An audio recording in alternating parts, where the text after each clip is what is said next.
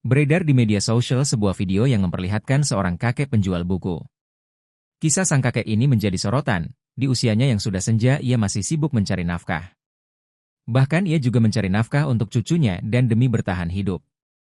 Padahal usianya kini sudah menginjak 86 tahun. Namun waktu istirahatnya di rumah berkurang lantaran sejak pagi hingga malam hari ia harus mencari nafkah di sekitaran kawasan Senen, Jakarta Pusat dengan berjualan buku.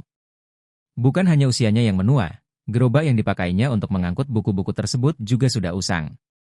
Namun, keadaan tersebut diterimanya dengan lapang.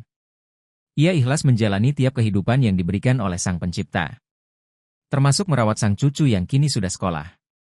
Adapun buku yang dijual kakek Husein didominasi oleh buku gambar untuk anak-anak. Untuk tiap buku yang terjual, kakek Husein akan mendapatkan keuntungan sebesar Rp5.000.